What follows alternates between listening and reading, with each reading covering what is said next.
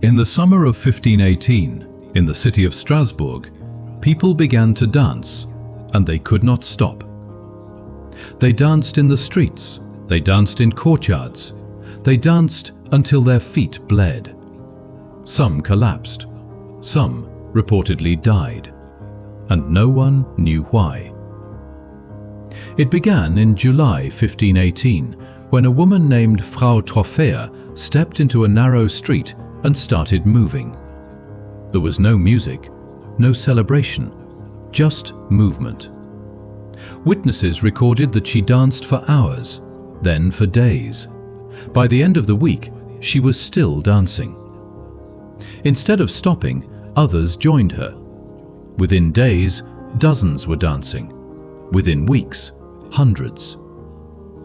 The city was part of the Holy Roman Empire, ruled by civic councils, physicians, and church authorities.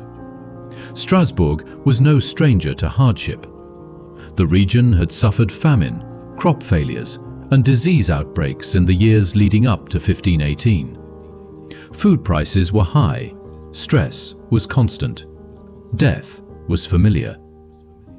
But this was different. Contemporary records describe men and women moving uncontrollably, not in joy, not in ritual, in agony.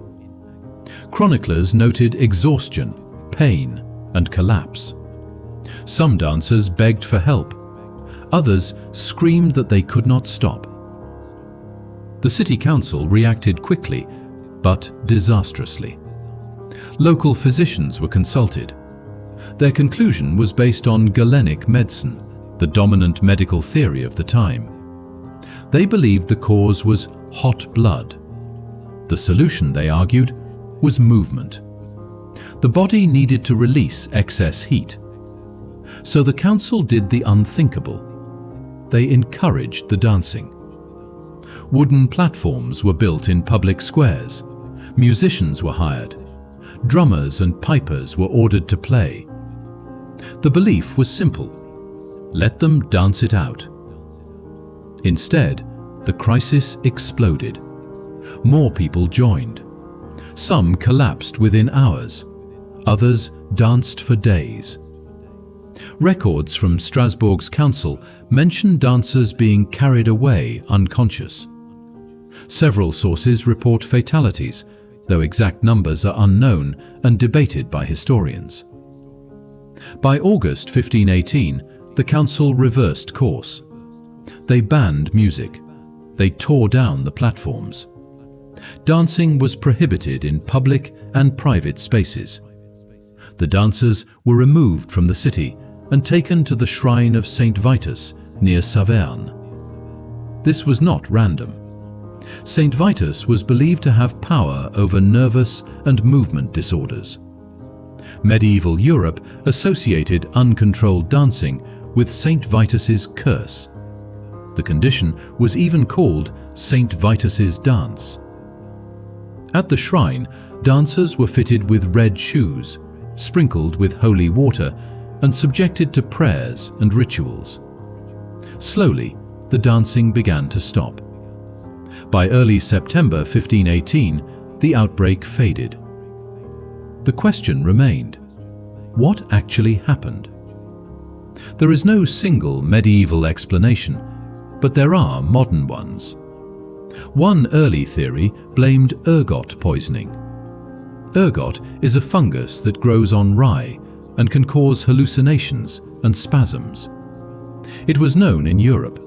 It caused outbreaks in the Middle Ages. But ergot does not explain everything. It typically causes convulsions, not coordinated dancing lasting days. It also spreads through food, not social contact. Another explanation is now considered more likely: mass psychogenic illness. In other words, a psychological response to extreme stress.